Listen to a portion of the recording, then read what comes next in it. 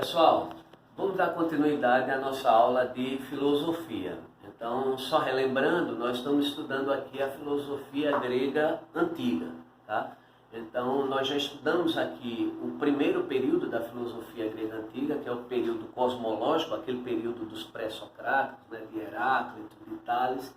E na aula passada nós começamos o segundo período da filosofia grega, que alguns livros chamam de período antropológico, tá?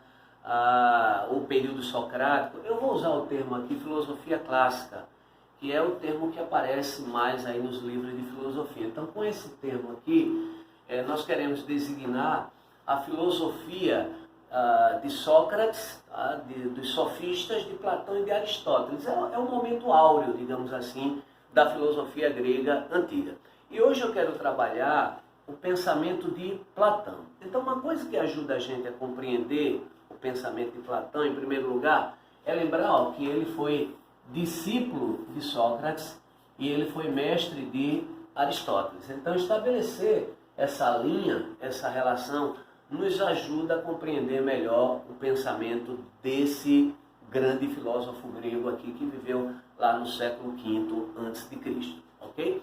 Então, Platão ele tinha uma escola de filosofia em Atenas que ficou conhecida como a Academia, tá? Esse termo aí, academia, vem da palavra academo. Academo era um herói grego do mundo antigo e que era cultuado na cidade de Atenas. Então, como Platão comprou duas casas no local de culto, que no passado era local de culto, a Academo, a escola dele de filosofia ficou conhecida como a Academia. Então, na Academia se estudava matemática, se estudava teoria política também, ok?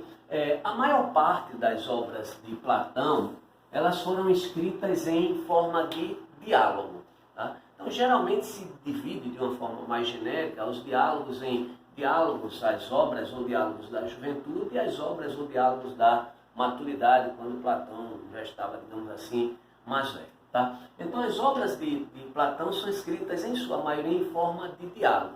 E nesses diálogos você tem sempre Sócrates como protagonista. Em outras palavras, nos diálogos de Platão você tem Sócrates conversando com os seus interlocutores. Então, Sócrates é a peça central nos diálogos de Platão. Aliás, Platão era um discípulo, digamos assim, apaixonado pelo seu mestre Sócrates. Aliás, na aula passada eu expliquei que tudo que nós sabemos de Sócrates nos veio por intermédio de dois discípulos, de Platão e também de Xenofonte, ok?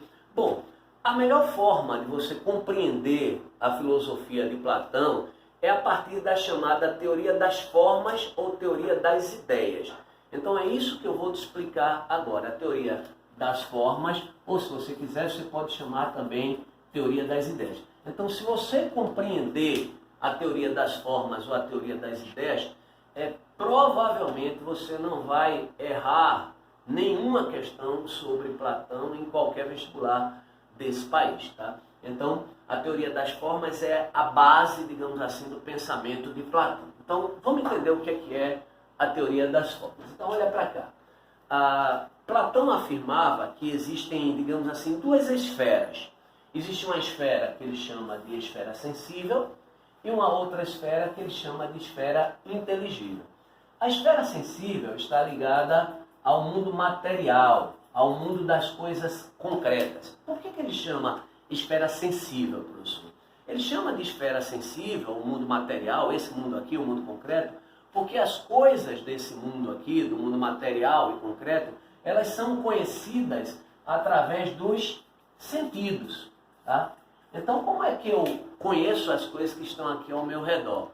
Olhando, eu percebo a cor dos objetos. Então, com o meu olfato, eu sinto o cheiro desse ambiente. Com o meu tato, eu toco nessa parede, sinto a textura dela. Então, a esfera sensível tem a ver com essa esfera do mundo concreto, material, cujos objetos são conhecidos através dos sentidos, tá? Mas, segundo Platão, existe uma outra esfera, que ele chamou de esfera inteligível. Você pode chamar também de mundo das ideias. Você pode usar esse termo aqui. Então, enquanto a esfera sensível é a esfera material, a esfera inteligível é a esfera da imaterialidade, tá?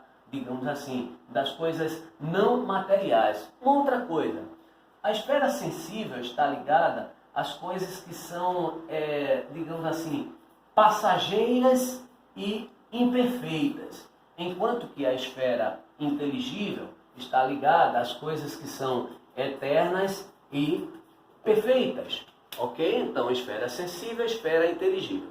Então, já dá para você perceber que a visão de Platão, ela é uma visão dualista, ok? A visão de Platão é uma visão dualista. Por que dualista? Porque ele contrapõe as coisas do mundo sensível, do mundo material, às coisas do mundo inteligível, do mundo das ideias. Então há aqui uma dicotomia, tá? Um choque entre duas realidades que se contrapõem. Agora o que é mais inteligente, o que é mais importante, perdão. Na ótica de Platão, tudo que existe aqui, ó, na esfera sensível, no mundo material, é uma cópia imperfeita de um modelo perfeito que primeiro existiu no mundo das ideias. Vou repetir.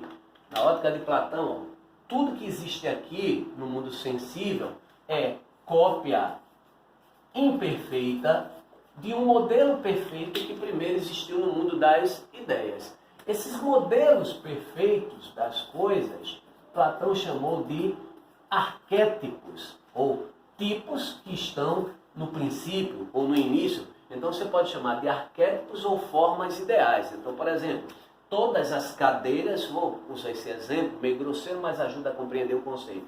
Então, todas as cadeiras que existem no mundo material, no mundo concreto, são cópias imperfeitas de um modelo perfeito que primeiro existiu, um modelo perfeito de cadeira que primeiro existiu no mundo das ideias, ou seja, cópia de um arquétipo, tá? Então, aqui, ó, na esfera inteligível, estão os arquétipos, ou os modelos perfeitos, tá?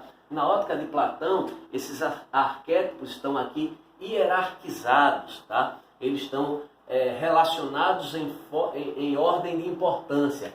E lá no topo dessa hierarquia está a ideia de bem, que é o principal dos arquétipos. Bom, segundo Platão, o homem, enquanto corpo, ele tem origem aqui, ó, na esfera sensível. Por quê? Porque o corpo ele é material, concreto. Então a origem do corpo é na esfera sensível. Mas o homem recebeu uma alma que tem origem na esfera inteligível. Então preste atenção. O corpo, o meu corpo e o seu corpo, na ótica de Platão, tem origem na esfera sensível. É por isso que ele é passageiro e imperfeito. E ele se corrompe. E quando o indivíduo morre, ele se desfaz. Mas a alma que tem origem na esfera inteligível, que é a esfera das coisas eternas e perfeitas, ela é imortal. Aliás, Platão acreditava na imortalidade da alma. Tá? Então, na ótica de Platão, ó, a alma é imortal porque ela tem origem na esfera inteligível, ou no mundo das ideias. Aliás, Platão acreditava na chamada metempsicose, ou se você quiser, você pode chamar de transmigração da alma, ou seja, ele acreditava que quando o corpo morre, a alma que é imortal, ela vai buscar um outro receptáculo, ela migra, digamos assim, para um outro corpo. Tá? Então perceba que a visão de Platão acerca do ser humano, ela também é dualista. O corpo está em contraposição à alma. Aliás, Platão chega a dizer que o corpo é o cárcere da alma. Em outras palavras, na ótica de Platão, a alma está presa, a alma que é imortal está presa dentro do corpo que é mortal. E ela só se liberta desse corpo mortal através de dois caminhos. Ela se liberta através da morte e através da filosofia. A filosofia, ela liberta, digamos assim, a alma do corpo. Então, isso aqui é a teoria das formas ou das ideias de Platão, ok? Uma outra coisa que é importante. Platão desenvolveu a chamada teoria da reminiscência. O que é isso aí? A teoria da reminiscência pode ser sintetizada na seguinte frase de Platão: conhecer é recordar. Tá? Então a teoria da reminiscência ela foi usada por Platão para provar a existência da esfera inteligível. Então Platão diz que quando o indivíduo conhece aqui, no mundo sensível, no mundo real, ele está apenas recordando o conhecimento que ele já trouxe daqui da esfera inteligível. É isso que Platão chama de reminiscência, ou vestígio, resquícios.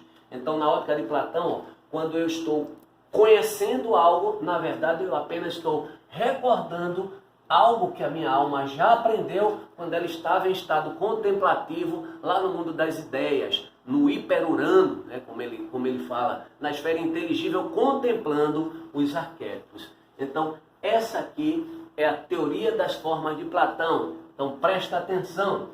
Na teoria das formas de Platão, tudo que existe na esfera sensível é uma cópia imperfeita de um modelo perfeito que primeiro existiu no mundo das ideias. Ou seja, esta esfera aqui decorre desta aqui. Se as coisas da esfera sensível são conhecidas através dos sentidos, as coisas da esfera inteligível só são conhecidas através da inteligência ou da razão. Então, Platão, ele prioriza o conhecimento racional, enaltece o conhecimento racional, porque é através da razão que você conhece as formas ideais dos arquétipos, e despreza o conhecimento sensorial, digamos assim. Ok?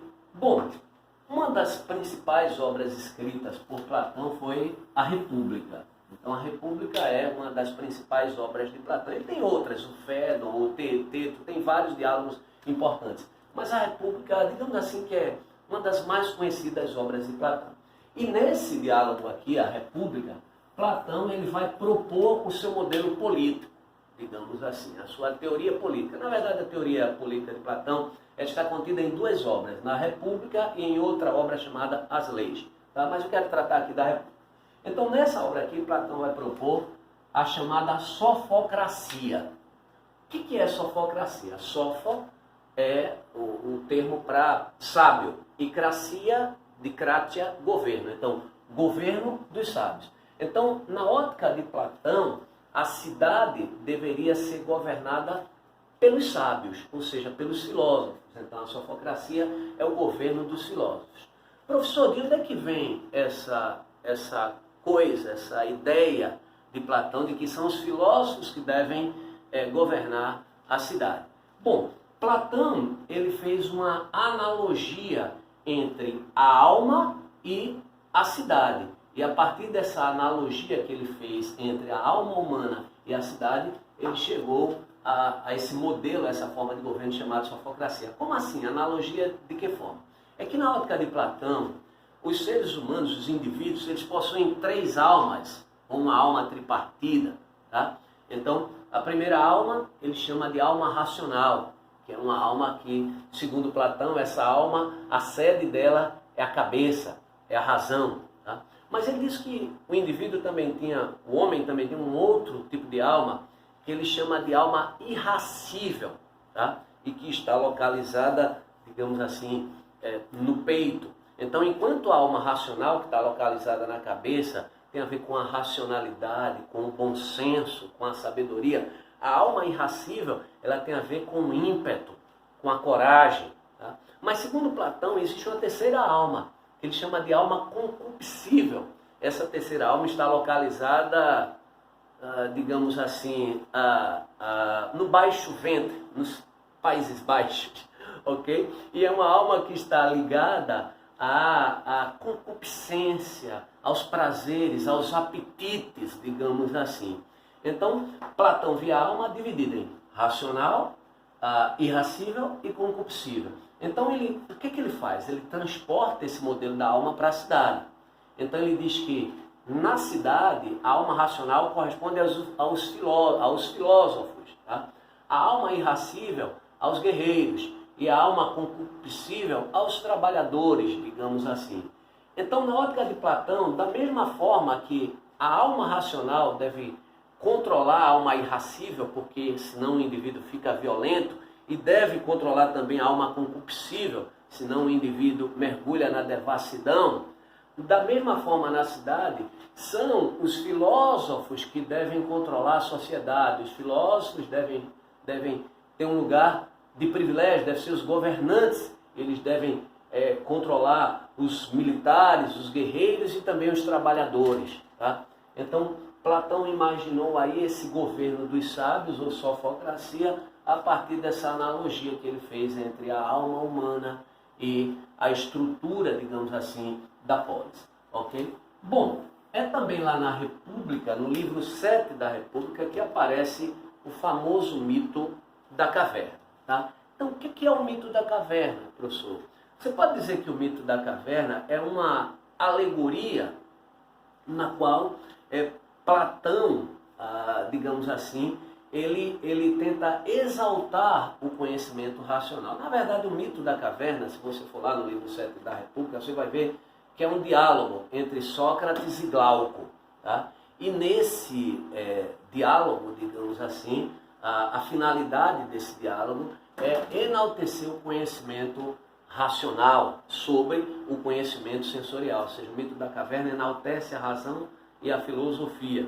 Ok? Bom, então, Platão imaginou, claro, através de Sócrates, é Sócrates quem fala no mito da caverna, ele imaginou um grupo de pessoas que estavam presas, acorrentadas no interior de uma caverna. E essas pessoas estavam acorrentadas de uma maneira tal, com grilhões no pescoço e nos braços, de uma forma tal que elas só conseguiam olhar para a parede que ficava no fundo da caverna. Só que na entrada da caverna existia uma pequena fogueira e uma mureta. Então, próximo a essa mureta havia um caminho por onde as pessoas passavam, carregando objetos, conversando, e a sombra dessas pessoas que passavam próximo a essa mureta e nas proximidades da fogueira era projetada na parede do fundo da caverna, para onde as pessoas que estavam ali acorrentadas olhavam constantemente. Então, na ótica de Platão, aqueles indivíduos que estavam acorrentados dentro da caverna desde criança, né, desde cedo, eles nunca tinham visto, digamos assim, não tinham observado, eles não conheciam o mundo externo, e por isso eles olhavam para as sombras projetadas na parede da caverna, e eles tomavam as sombras por coisas reais. Em outras palavras, as pessoas que estavam acorrentadas olhavam as sombras na parede da caverna e acreditavam que aquelas sombras, elas tinham substância, elas eram reais, elas correspondiam à realidade. Então, aquelas pessoas que estão presas no interior da caverna, elas estariam presas, na ótica de Platão, na ignorância. Elas seriam, digamos assim, estariam presas pelo conhecimento sensorial, esse conhecimento que engana. Tá? E por isso elas confundiam as sombras das coisas com as coisas reais. Mas aí o diálogo diz que em determinado momento, uma daquelas pessoas foi levada para fora, foi liberta, e quando ela chega lá fora, ela passa a ver o mundo e as coisas como de fato as coisas são. E aí ela percebe que as coisas reais, elas são diferentes das sombras que até então ela tinha visto projetadas no interior da caverna. E depois de descobrir isso, que as coisas reais são diferentes das sombras que ela havia projetado no interior da caverna, ela volta para dizer aos seus amigos que permanecem presos que eles estão equivocados, que aquelas sombras não correspondem à realidade. Curiosamente, esse indivíduo ele vai ser tratado mal, hostilizado por aqueles que continuam presos dentro da caverna e que continuam achando que as sombras correspondem à realidade. Então essa alegoria, essa historieta, digamos assim, ela foi utilizada por Platão para explicar a importância da filosofia e da razão. Então o indivíduo que sai da caverna, que é liberto, é o filósofo. Tá? E a filosofia liberta o indivíduo e faz com que o indivíduo perceba as coisas como realmente elas são e não se detenha na sombra das coisas, digamos assim. E aqueles que permanecem presos na caverna são aqueles que permanecem presos na ignorância, no conhecimento sensorial, que conhecem com os sentidos e não com a razão. Então, o mito da caverna, ele é fundamental para compreender o pensamento de Platão e ele também nos remete à teoria das formas ou das ideias de Platão. Ok? Então, Platão é esse grande pensador e depois nós vamos estudar o pensamento do seu principal discípulo, que é Aristóteles.